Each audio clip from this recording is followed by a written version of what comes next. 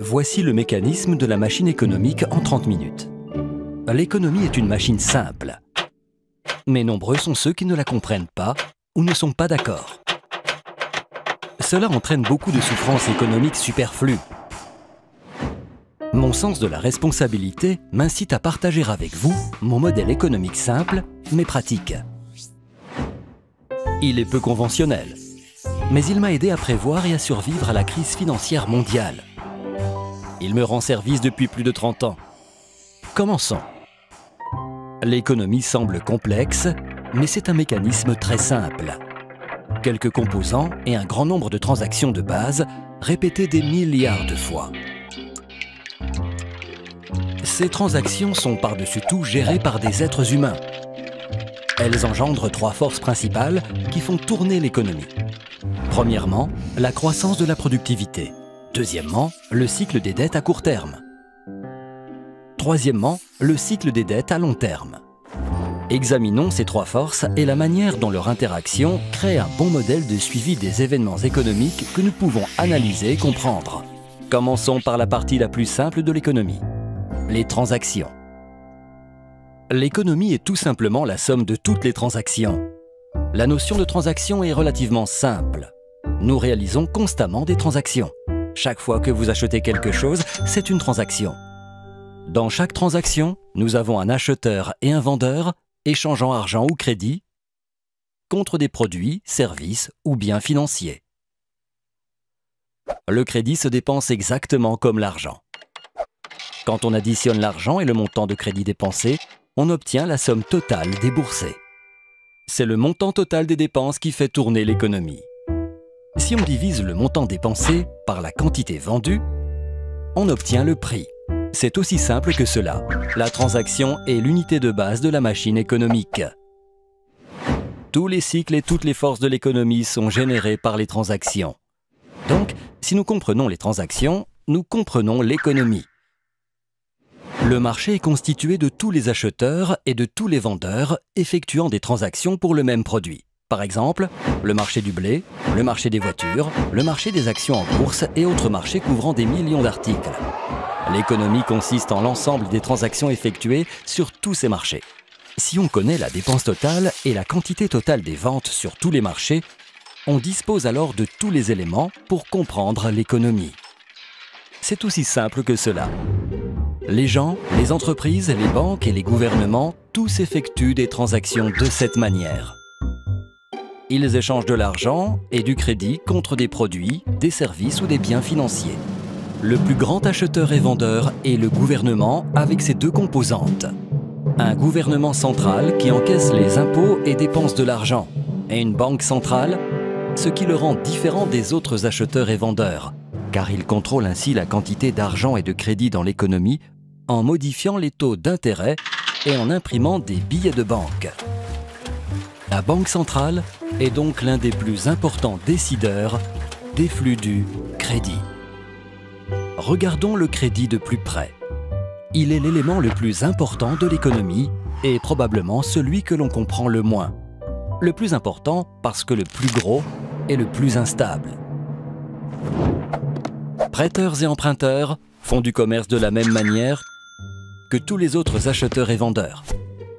Les prêteurs veulent générer plus d'argent à partir de ce qu'ils ont et les emprunteurs veulent acheter quelque chose qui dépasse leurs moyens, une maison, une voiture, ou bien ils souhaitent investir, par exemple, dans la création d'une entreprise.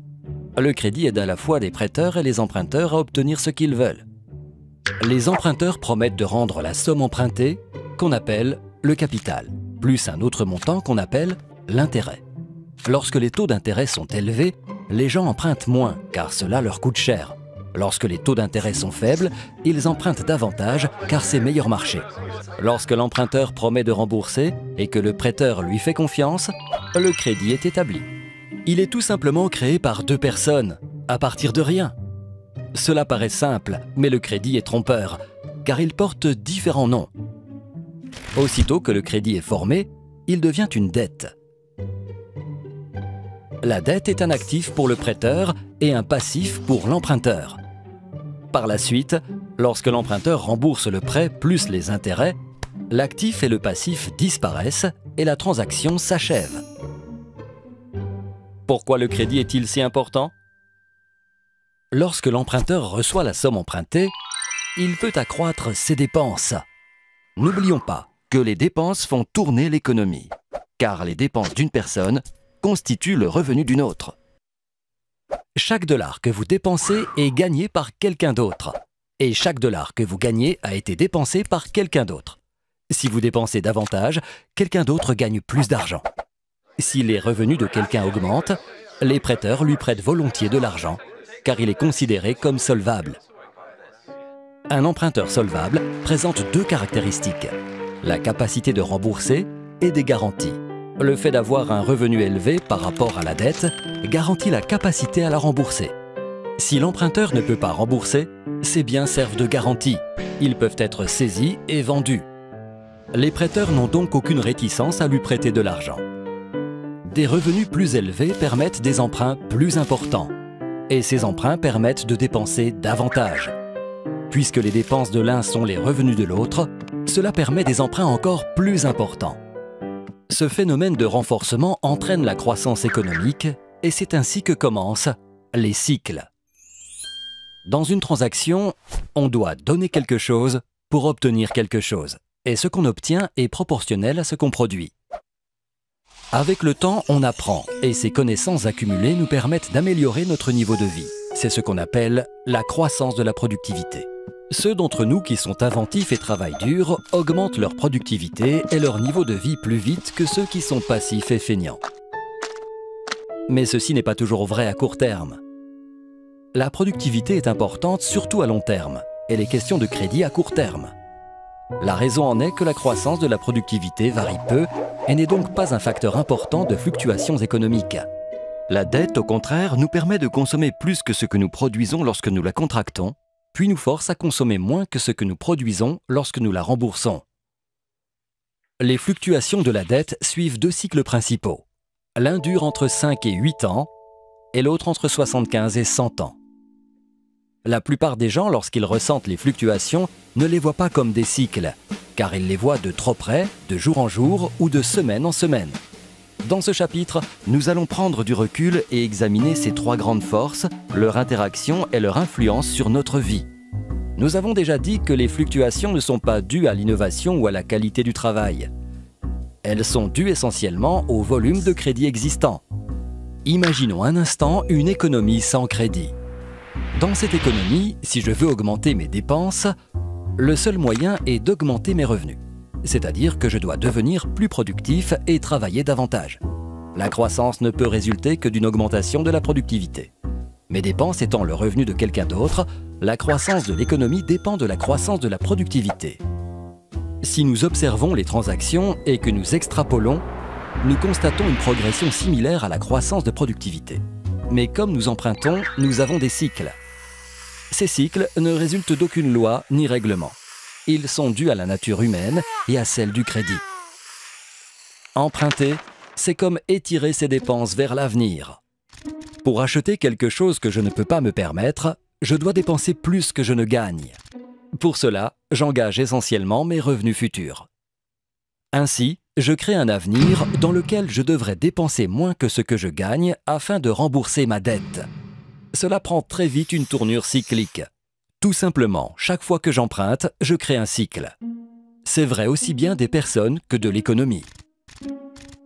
C'est pour cette raison qu'il est si important de comprendre la notion de crédit, car c'est elle qui enclenche le mécanisme prévisible des événements économiques futurs.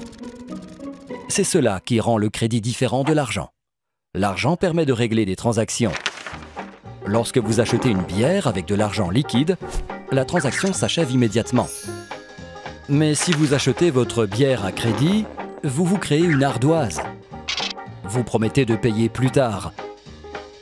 Vous et le barman créez un actif et un passif. Vous avez fabriqué du crédit à partir de rien. L'actif et le passif disparaîtront uniquement lorsque vous aurez payé l'ardoise, que la dette aura disparu et que la transaction sera achevée. Ce que la plupart des gens appellent de l'argent est en réalité du crédit. Le montant total de crédit des États-Unis est d'environ 50 billions de dollars, contre près de 3 seulement pour le montant total de l'argent. N'oubliez pas que dans une économie sans crédit, le seul moyen d'augmenter la dépense est de produire davantage. Mais dans une économie avec crédit, on peut augmenter la dépense en empruntant.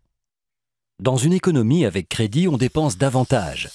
À court terme, le revenu augmente plus rapidement que la productivité, mais pas à long terme. Malgré cela, le crédit n'est pas forcément une mauvaise chose forçant des cycles. Il est mauvais quand il finance une consommation exagérée qui ne peut être remboursée. Il est bon quand il distribue des ressources de manière pertinente et produit du revenu qui vous permet de rembourser la dette. Par exemple, si vous empruntez pour acheter un plus grand poste de télévision, cela n'engendre aucun revenu vous permettant de restituer la dette. Mais si vous empruntez pour acheter un tracteur, et que ce tracteur vous assure de meilleures récoltes, donc un meilleur revenu, vous pourrez rembourser votre dette et améliorer votre niveau de vie. Dans une économie avec crédit, nous pouvons suivre le fil des transactions et constater comment le crédit permet la croissance. Laissez-moi vous donner un exemple. Si vous gagnez 100 000 $ par an et que vous n'avez aucune dette, on est prêt à vous accorder un crédit de 10 000 $, par exemple sur votre carte de crédit. Vous pouvez donc dépenser 110 000 $, même si vous en avez gagné 100 000. Vos dépenses constituant le revenu de quelqu'un d'autre, quelque part, quelqu'un gagne 110 000 $. Cette personne gagnant 110 000 $ et n'ayant aucune dette peut emprunter 11 000 $ et peut donc dépenser 121 000 $, même en ayant gagné uniquement 110 000 $. Ces dépenses constituent le revenu de quelqu'un d'autre. Et en suivant le fil des transactions, nous commençons à comprendre le processus d'auto-renforcement. Mais n'oublions pas que les emprunts créent des cycles et qu'après une phase de croissance vient inévitablement une baisse. C'est le cycle de la dette à court terme. L'activité économique augmente. Nous constatons une expansion. C'est la première phase du cycle de dette à court terme. La dépense augmente et les prix avec. Car l'augmentation de la dépense est alimentée par le crédit. Crédit que l'on crée à partir de rien. Lorsque le volume des dépenses et des revenus augmente plus rapidement que celui de la production, les prix montent. Quand les prix montent, c'est ce qu'on appelle l'inflation. La Banque centrale ne veut pas trop d'inflation, car elle est source de problèmes. Lorsque les prix augmentent, la banque augmente les taux d'intérêt. Lorsque les taux d'intérêt sont plus élevés, moins de gens peuvent se permettre d'emprunter et le coût de la dette existante augmente. Imaginez le versement mensuel de votre carte de crédit en hausse. Les gens empruntent moins, mais doivent rembourser davantage. Ils ont moins d'argent disponible, donc les dépenses diminuent. Et comme les dépenses de l'un sont les revenus de l'autre, les revenus diminuent aussi, etc. Lorsque les gens dépensent moins, les prix baissent. C'est la déflation. L'activité économique diminue et nous avons une récession. Lorsque la récession devient extrême et que l'inflation n'est plus un problème, la Banque centrale baisse les taux d'intérêt pour relancer le processus. Avec des taux d'intérêt plus bas, le remboursement de la dette est réduit, l'emprunt et la dépense reprennent, et nous avons une nouvelle expansion. Vous voyez bien que l'économie marche comme une machine. Dans le cycle à court terme, la dépense est limitée uniquement par la volonté des prêteurs et emprunteurs à fournir et à recevoir du crédit. Lorsque le crédit est disponible, l'économie est en phase d'expansion. Lorsque le crédit n'est pas disponible, l'économie est en phase de récession. Notez que ce cycle est contrôlé principalement par la Banque centrale. Le cycle de dette à court terme dure entre 5 et 8 ans et se répète constamment. Mais remarquez que le maximum et le minimum de chaque cycle sont caractérisés par une croissance et une dette plus grandes que celle du cycle précédent. Pourquoi? Parce que les gens font pression. Nous avons tendance à emprunter et à dépenser davantage plutôt qu'à rembourser nos dettes. C'est dans la nature humaine. Pour cette raison, sur de longues périodes, la dette augmente plus rapidement que le revenu, formant ainsi le cycle de dette à long terme. Malgré l'endettement croissant des gens, les prêteurs leur accordent plus facilement du crédit. Pourquoi? Parce que nous sommes tous convaincus que tout va bien. Les gens se concentrent uniquement sur les événements récents. Et quelles sont les dernières nouvelles? Les revenus ont augmenté, la valeur des biens financiers a augmenté, la bourse est prospère, nous sommes en croissance. L'achat de produits, services ou actifs financiers avec de l'argent emprunté devient rentable. Lorsque cette tendance se généralise, nous appelons cela une bulle. Même si la dette ne fait que croître, le revenu augmente presque aussi rapidement et compense. Le quotient entre la dette et le revenu s'appelle le poids de la dette. Tant que le revenu continue à croître, le poids de la dette reste gérable. Au même moment, la valeur des biens financiers atteint des sommets. Les gens empruntent énormément pour acheter des biens en tant qu'investissement, ce qui fait d'autant plus monter leur prix. Les gens se sentent riches. Même lorsqu'ils accumulent les dettes, l'augmentation du revenu et de la valeur des biens financiers permet aux emprunteurs de rester solvables encore longtemps. Mais cette situation ne peut pas durer indéfiniment. Un jour, cela cesse. Pendant des décennies, le poids de la dette a augmenté lentement, les remboursements sont devenus plus lourds. À un moment donné, le remboursement de la dette grandit plus vite que le revenu. Les gens sont forcés de réduire la dépense. La dépense de l'un constituant le revenu de l'autre, les revenus commencent à baisser, ce qui rend les gens moins solvables et ralentit les emprunts. Les remboursements de dettes continuent à grossir, ce qui diminue encore plus la dépense, et le cycle s'inverse. On dépasse le sommet de la dette à long terme. Le poids de la dette est devenu trop lourd. Pour les États-Unis, l'Europe et la plupart des pays, tout ceci est arrivé en 2008. Pour la même raison que c'est arrivé au Japon en 1989 et aux États-Unis en 1929. L'économie rentre en phase de désendettement. Les gens réduisent leurs dépenses. Les revenus diminuent. Le crédit disparaît. Les prix des biens financiers s'effondrent. Les banques sont aux abois. La bourse s'affole. Les tensions sociales augmentent. Et tout le processus reprend en sens inverse. Les revenus diminuent. Les remboursements de dettes augmentent. Les emprunteurs sont coincés. Ils ne sont plus solvables. Le crédit s'effrite et les emprunteurs ne peuvent plus emprunter assez d'argent pour rembourser leurs dettes. Pour compenser ce manque, les emprunteurs sont forcés de vendre des biens, inondant ainsi le marché en même temps que les dépenses diminuent. C'est alors que la bourse s'écroule. Le marché de l'immobilier et les banques se trouvent en difficulté. Le prix des biens et la valeur des garanties s'effondrent. Les emprunteurs deviennent encore moins solvables. Les gens se sentent pauvres. Le crédit disparaît rapidement. Moins de dépenses, moins de revenus, moins de richesses, moins de crédit, moins d'emprunts, etc. C'est un cercle vicieux. Cela ressemble à une récession, mais la différence est qu'on ne peut pas baisser les taux d'intérêt pour résoudre le problème. En période de récession, on baisse les taux d'intérêt pour stimuler l'emprunt. Mais en période de désendettement, cette démarche est futile, car les taux d'intérêt sont déjà bas, presque à 0%. Et l'effet de stimulation n'existe plus. Les taux d'intérêt des États-Unis étaient à 0% lors du désendettement des années 1930 et à nouveau en 2008. La différence entre la récession et le désendettement est qu'en période de désendettement, le poids de la dette est devenu trop lourd pour les emprunteurs et qu'on ne peut pas les soulager en baissant les taux d'intérêt. Les prêteurs comprennent que les dettes sont trop lourdes pour pouvoir être jamais remboursées. Les emprunteurs ont perdu leur capacité à rembourser et leurs garanties ne valent plus rien. Ils sont handicapés par la dette et ne veulent plus emprunter. Les prêteurs cessent de prêter, les emprunteurs cessent d'emprunter. Pensez à une économie qui n'est plus solvable. Exactement comme un individu. Où en est le désendettement? Le problème est que le poids de la dette est trop lourd et qu'on doit l'alléger. Il existe 4 manières de le faire. Premièrement, les particuliers, les entreprises et les gouvernements réduisent les dépenses. Deuxièmement, on réduit la dette en la restructurant. Troisièmement, on redistribue les richesses des nantis vers les défavorisés. Quatrièmement, la Banque centrale imprime de l'argent. Ces 4 méthodes ont été employées à chaque désendettement de l'histoire moderne.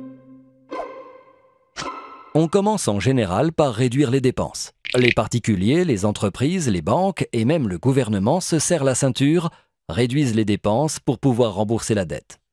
On appelle cela l'austérité. Si les emprunteurs cessent de contracter de nouvelles dettes et remboursent les anciennes, on pourrait s'attendre à ce que le poids de la dette diminue. Mais en réalité, c'est l'inverse. Si on réduit la dépense et que la dépense de l'un est le revenu de l'autre, les revenus diminuent plus rapidement que le remboursement de la dette, et le poids de la dette devient encore plus lourd. Nous avons déjà vu que ces mesures d'austérité sont déflationnistes et douloureuses.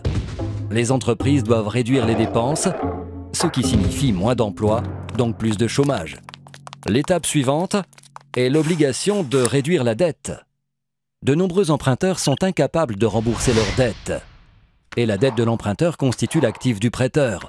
Lorsque les emprunteurs ne peuvent pas rembourser les banques, les clients de la banque se demandent si la banque pourra leur rendre leur argent et se précipitent pour vider leurs comptes. Les banques sont à sec et les particuliers, les entreprises et les banques ne peuvent plus assumer les échéances. Cette sévère contraction économique est une dépression. Un important facteur de la dépression est que les gens découvrent que leur richesse était fictive. Revenons au bar. Si vous achetez une bière et l'inscrivez sur l'ardoise, vous promettez de rembourser le barman. Votre promesse devient son actif. Mais si vous ne tenez pas votre promesse, si vous ne le remboursez pas, votre ardoise ne vaut plus rien. L'actif du barman ne vaut plus rien. Il a tout simplement disparu. Plutôt que de renoncer à leur actif, de nombreux prêteurs acceptent de restructurer la dette. Cela signifie que le prêteur ne recevra pas toute la somme ou qu'il sera payé à plus long terme, à un taux d'intérêt plus bas que prévu. Le contrat originel est dénoncé d'une manière qui réduit la dette. Les prêteurs préféreront encaisser moins d'argent que pas du tout. Même si la dette disparaît, la restructuration réduit plus rapidement les revenus et actifs bancaires. Le poids de la dette ne fait qu'empirer. Réduire la dette est aussi douloureux et déflationniste que de réduire les dépenses. Le gouvernement central, à son tour, encaisse moins d'impôts suite à la réduction du revenu et de l'emploi. En même temps, l'État doit augmenter la dépense pour résorber le chômage. Un grand nombre de chômeurs n'ont pas assez d'économies et le gouvernement doit les aider. De plus, il doit créer des projets stimulants et augmente ses dépenses pour compenser la baisse de l'économie. Le gouvernement dépense plus qu'il n'encaisse en impôts et s'enlise dans un programme de désendettement. C'est le déficit budgétaire dont on parle aux informations. Pour financer le déficit, les gouvernements doivent augmenter les impôts ou emprunter de l'argent. Mais dans une situation de réduction du revenu et du chômage, d'où viendra l'argent? Des riches. Le gouvernement a besoin de plus d'argent. Les capitaux sont concentrés aux mains de quelques-uns. Le gouvernement cherche naturellement à taxer les riches, ce qui facilite la redistribution des richesses des nantis vers les moins privilégiés dont la situation est difficile et qui jalousent les plus aisés. Les plus aisés, stressés par une économie affaiblie et par la dévalorisation de leurs biens, en veulent aux moins privilégiés. Si la dépression continue, la structure sociale se décompose. Non seulement la tension monte dans le pays, mais on risque une escalade internationale, particulièrement entre pays prêteurs et pays emprunteurs. Cette situation peut entraîner un changement politique, quelquefois extrême. Dans les années 1930, on a eu la montée au pouvoir d'Hitler, la guerre en Europe, la dépression aux États-Unis. Le besoin d'une solution pour mettre fin à la dépression devient aigu. Or, ce que la plupart des gens pensaient être de l'argent était en fait du crédit. Donc, si le crédit disparaît, les gens n'ont plus assez d'argent. Le besoin d'argent se fait désespéré. Et qui imprime l'argent? La banque centrale. Une fois les taux d'intérêt quasiment nuls, elle est forcée d'imprimer de l'argent. Contrairement à une politique d'austérité, de réduction de dettes et de redistribution des richesses, imprimer de l'argent provoque l'inflation et stimule le processus. Inévitablement, il faut imprimer encore plus d'argent, sans aucune base réelle et s'en servir pour acheter des biens financiers et des emprunts d'État. Comme aux États-Unis au cours de la Grande Dépression ou à nouveau en 2008, quand la Banque centrale américaine, la Réserve fédérale, a imprimé plus de 2 billions de dollars.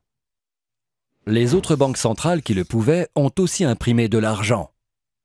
En achetant des biens financiers avec cet argent, elles ont fait monter les prix des biens qui permettent aux gens d'obtenir du crédit. Mais ceci n'est utile qu'à ceux qui possèdent des biens financiers. Le fait est que la Banque centrale peut imprimer de l'argent, mais elle ne peut acheter que des biens financiers.